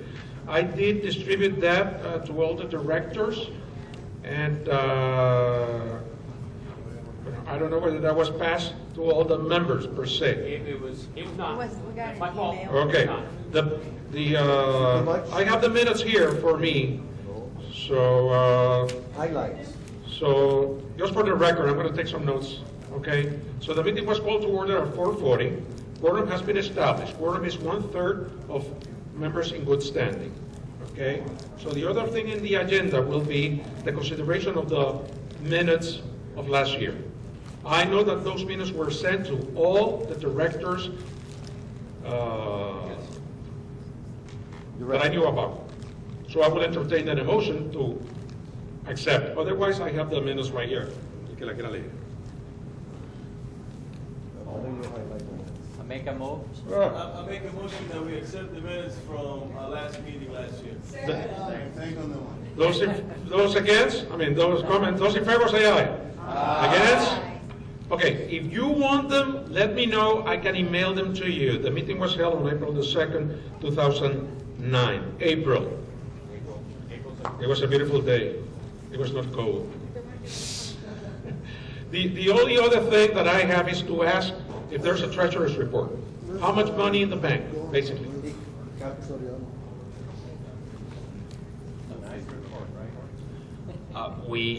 Before the income and expense now, we have approximately $5,300 in the bank. That amount, of course, now will go down in terms of what we just spent and what we're going to spend tonight at Jimador. We'll also have to calculate the expenses from the reception last night and balance that against the financial contributions of National City and AT&T. I suspect that when all is said and done, we're probably going to have in the neighborhood of about $3,900 to $4,000 in the bank after all expenses. That's an estimate on my part. Jorge, just for clarification, the $5,300 is the balance without the corporate contribution. The $5,300 was the balance after the State Farm and Ameren contribution before National City and AT&T, and also before expenses. So we're looking closer to $8,000 total. I'm sorry, say that again. 2,500 plus the 5,300, about 7,800. Right, and minus everything that was spent and that is going to be spent. Okay, thank you. Motion to accept the report as presented by the president as far as the treasury. So Rafael Nun. I second. Second by Elena. Those in favor say aye. Aye. Okay, who motioned to approve the minutes? Because I'm taking Abraham. Elena second. Yeah. Second. Who second? Elena. Oh, Alex. Nora. Okay. Okay, the only other thing that we have before going to new business is to recognize, you already did, the board of directors. Last year's, the bylaws were changed so that at this annual meeting, whenever it's held, new directors will be elected. Those directors take possession of the June 1st, which is the start of the fiscal year. So this director, the board of directors that exists right now, will continue working until May the 31st. June the 1st, the new director will be seated. Now, for the record, I have to tell you that these peoples will see their term expire as of May 31st. They can be re-elected to be directors. It will be the responsibility of the board of directors to elect the officers, and that will be done in June. So right now, it's just to recognize those directors that are all being turned out, but they can be re-elected. Kansas City has 7 slots. These people will see their term expire or end. Elida Cárdenas, Lupita Sánchez, Leonor Solís, and Claudio Pérez Corín. For St. Louis, that also has 7 assigned seats, these people will see their term end. Dinora Bonmarito, Elena Garcia Kenyon, Rafael Nunmarin, and Jorge Riopedre. The central part of the state, 3 slots. Right now, Beatriz Calmet Chin will see her term expire. And then, in the other part of the states, Pedro Pantoja's position, representing the Southwest, will see the term end. There are vacancies for the Northwest, and there are vacancies for the Southeast of Missouri, the Northeast of Missouri, 1 vacancy in the central part of Missouri. Okay? So now the thing is to elect up to 4 to substitute for Elida, Lupita, Leonor, and Claudio Perez Corinco to represent Kansas City. So I will entertain a nomination for anybody from Kansas City. Point of clarification, those will have to be resident of that section. They will, qualification for membership in the Hispanic capital is to be a citizen of Missouri. If you live in O'Fallon, Illinois, you can be a fantastic advocate and love us, but you cannot be a director. That was not my question, and you are not answering my question. They have to be citizens of Missouri. So if they are Kansas City positions, they could be from anywhere in the state? That was my question. Oh, they can be from the Kansas City area. You cannot be from Kirksville and be assigned to represent Kansas City. It has to be Kansas City, Missouri. Kansas City, Missouri. And what you were asking was candidates for that region. Correct. Guillermo, will you This ask clarification. the candidates from, or the representative from Kansas City to stand so that we remember who they are? Right Miss now? Elida Cárdenas here? No. Lupita Sánchez? No. Leonor Solís? Claudio Pérez Corinco? Okay, those 4 will see their term expire or end. I don't, expire sounds better. I don't know what to say. Okay. And then So then the question is, are there any candidates to represent Kansas City? Abraham. I nominate Mario Urquilla, and he has accepted the nomination. Mario Urquilla, how do you spell your last name? Urquilla. Espera. Urquilla, hombre. Urquilla. Urquilla. En español. Urquilla.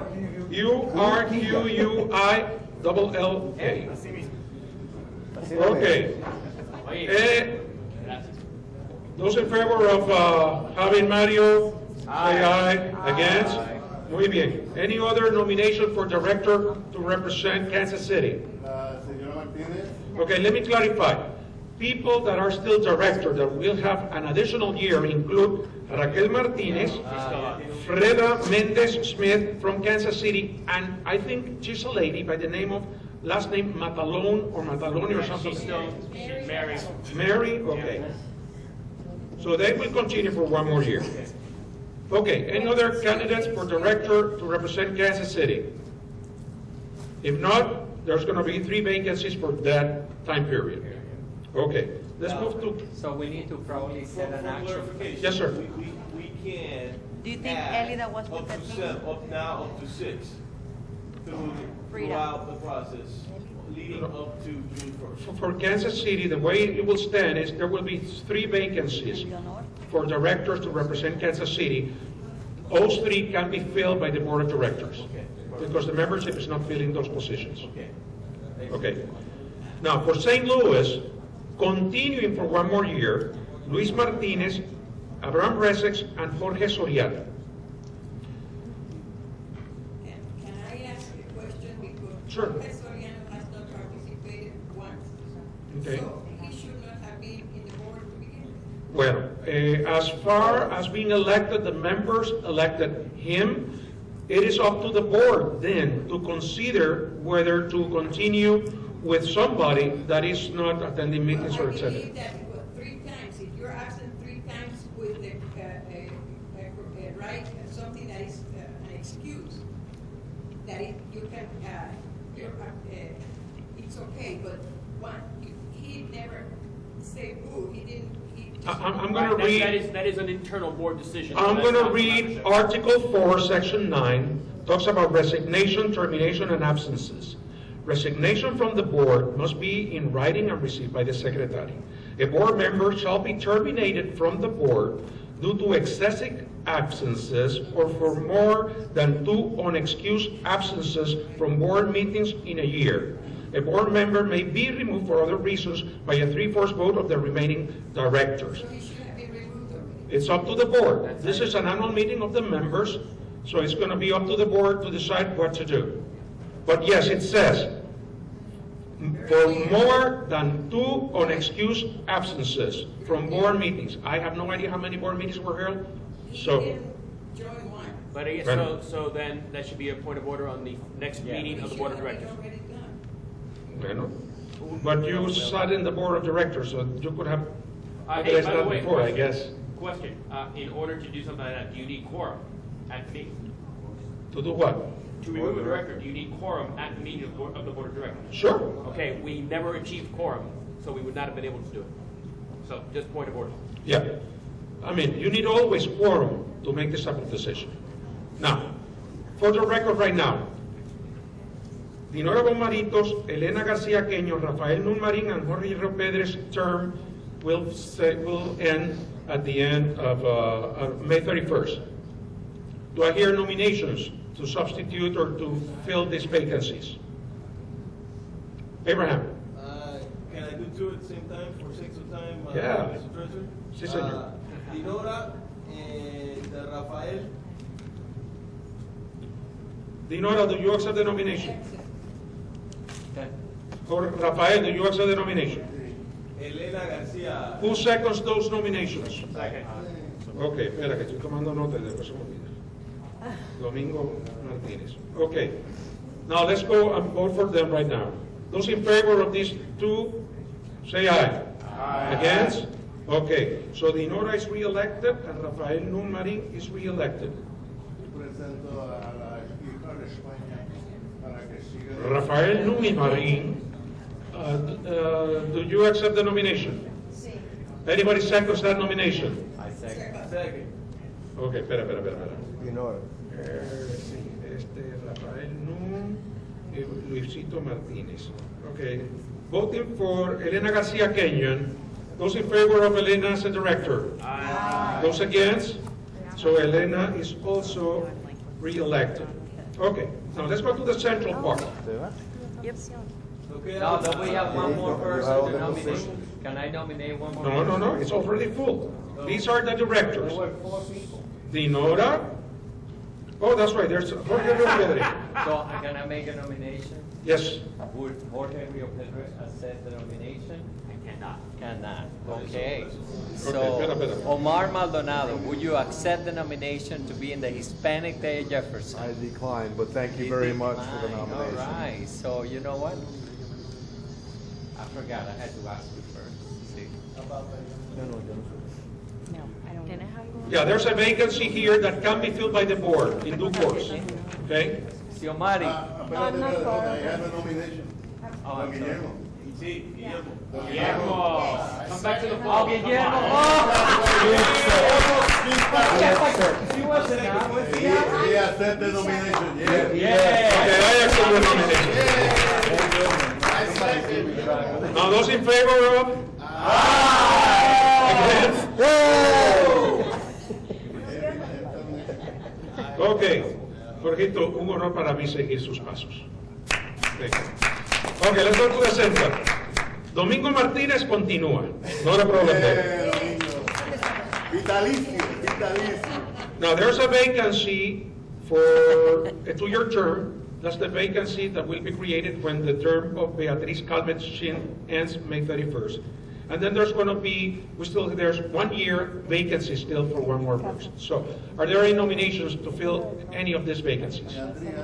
Region. For the region, the central region. Can they stand? I don't know. I haven't Domingo, spoken. does he have any? Domingo? Domingo, do you have any candidate from, you have to talk. Okay, so it's going to be then up to the board to fill these vacancies. So there's going to be a 2-year term and a 1-year term. Yeah, okay? Okay, now, let's take the southwest of Missouri. Pedro Pantoja's position is ending. And I want to nominate Adolfo Castillo to represent the southwest. Okay. Second. He already said yes. Look at that beautiful smile. So, okay. La primera elección, ahora la segunda. Is there any opposition? Stressed out. Okay, thank you. They left. Now, Your dad's like. and I don't know if anybody here has spoken with people from the northwest, the northeast, and the southeast. I'm ready. Yes, sir. I have a clarification on the list of the Kansas City that Claudio resigned. He resigned. He resigned, so that position should be. He resigned as vice president, or he resigned as the board member? From the board. Both. Okay, So then, that should be known that another vacancy is. So we got four, really. Four back. okay, point well taken. If there are no more nominations for the northeast, southeast, or northwest, Mr. President, I will cease to work for you now. I will continue making notes. Thank you, Guillermo. Now, yes. I just want to, before you leave, I just want to say thank you very much to Jorge to lead this year. And he's been the president and get us where we are right now, having a great job, sometimes a job that by himself, and a lot of trying to coordinate the whole state together. So I just want to recognize his performance as a president with a big hand for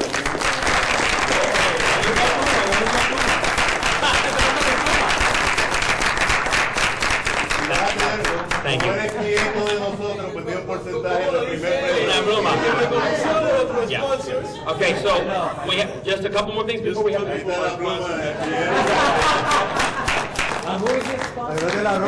Dos cosas más antes de irnos, por favor. Dos cosas más. I know, I want to get to dinner too. Number one, Brenda had brought up the medallions. Is that something, what's the general feel of the group? Is that something we want to bring back, or does it matter, or? Well, I mean, it'll be an expense, obviously. Yeah. So before we vote on that. I'm not asking for, I mean, that won't be a vote necessarily. Yeah, I think we need to, we need to really look at other expenses we might incur this year before we said we even. No, I agree. I just wanted the group to give the board a sense of whether they thought it was important or not. That's, yeah, does the group feel that the board should consider it? Maybe on the 10th anniversary, but, Okay, and Brenda, you had your hand up. And I was going to suggest what you said, for the 10th anniversary, I would bring it back 1 year and then decide whether you want. Well, that's a good point. It is the 10th anniversary on the next one. No, we have to get it right. We will, but if everybody stood up and said, we don't want it, then we wouldn't waste our time. I think the original idea of the medallion was to give the contingency an air of diplomacy, that we're ambassadors.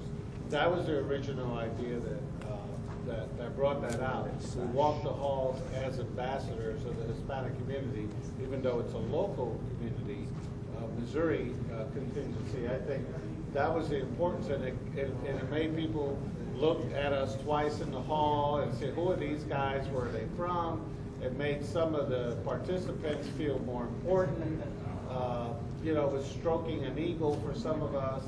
For others, people that were looking at us were definitely, we're united. There was a bunch of medallions, not one. So the board will investigate prices, and then we'll go from there. I do consider that we have it for the 10th anniversary. Okay, and Dinora and then Jaime. Yeah, today we spoke about that we should have a tag saying what we represent, so it can be Yes. visible when we go in. That introduces us. No, you're right. You're right, Jaime. And saying Hispanic Day. You're right. You're absolutely right. I would probably recommend for the board to consider to name that medallion the Tony Ramirez medallion, and then you wear it every year. That's kind of some significance. The board will take that under advisement. The only other piece of business I wanted to bring up is the date for next year for Hispanic Day at the Capitol. I know that we had bad weather, but I reiterate that April is too late.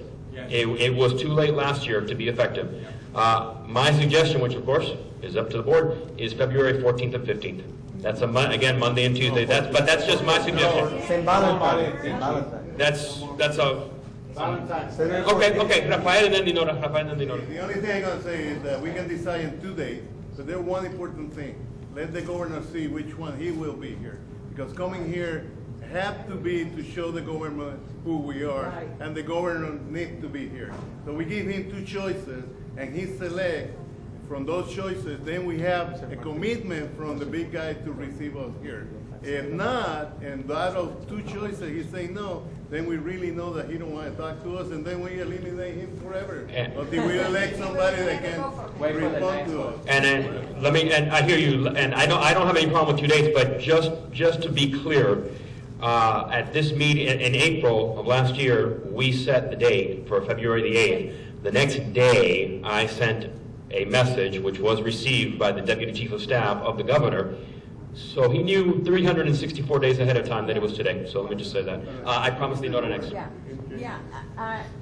Ezequiel Amador was the one who suggested that we come in earlier because that's when they're making the laws. Yes. But he really, has it worked? We went to visit these people and they were all in session or whatever. We really didn't see many of them. So I suggest that we keep on in April, but because is it worse for one of us to get killed in the highway to get here Right. if there's bad weather? It isn't. Well, And we're, if we want to have laws change, we can do that over the email or whatever. But we don't, it's very risky for somebody to be traveling in ice or whatever and get killed. How would you feel? I think that the membership and the board of directors will simply have to balance Dinora's point against that. If you come here in April, a lot of the bills that we talked about today, they're either already dead or they're law, and so we would be meaningless. So just keep that in mind. Ian. I have a question: whether the Monday, Tuesday is preferable to Tuesday, Wednesday? Is there any? Yeah, that's true. I think we couldn't sing and have fun at the piano bar last night. from a legislative point of view, I don't think Monday, Tuesday, Wednesday, I don't think matters. It couldn't be, you wouldn't want to do Wednesday, Thursday. A lot of them head out Thursday early. Yeah, that's right. I like to do the Wednesday because I see the Monday you can work. But that way you don't have to worry about February 14th. Yeah, and that's fine. And we don't have to decide today on the date. We don't have to decide today. You know. Yeah, the doctors, the governors, the mansion is open on Wednesdays, but not on Mondays, and maybe that's the reason. Well, remember last year we did Monday, Tuesday, and the governor opened the mansion on Tuesday. So. Well, they said that it's not open to the public on Wednesday. On Wednesday, right? But today's Tuesday. I know. But Right. See. Yeah, no. Good point. Good point. Is that what you said? Yeah. That's good. Well, any other new business before the motion to adjourn? Did we agree on a proper follow-up as far as the whole organization to every representative and every senator? Did we agree on a proper follow-up? I think that certainly from an individual point of view, I think you should do exactly what David Winton said. Whoever you met with today, write them a note. If you did not have a chance to meet with your representative or senator, write them a note and say, I'm sorry that I missed you. I was here for Hispanic Day. Would love to get together with you, or when you're in district, so in other words, so you don't have to come out to Jeff City. They're going to be near you. Please, I'm going to call your legislative assistant and make an appointment with you for the next time you're in district meetings in our hometown. That's how I would follow up. Organizationally, I will, on behalf of the board of directors, write letters of thank you to everyone who participated. Does that answer your question? Okay. Movement to adjourn from Guillermo. Second by Rafael. All in favor? Okay. El Jimador. Let's head there right now. For those of the directions, I have it right here. Hang on. One moment.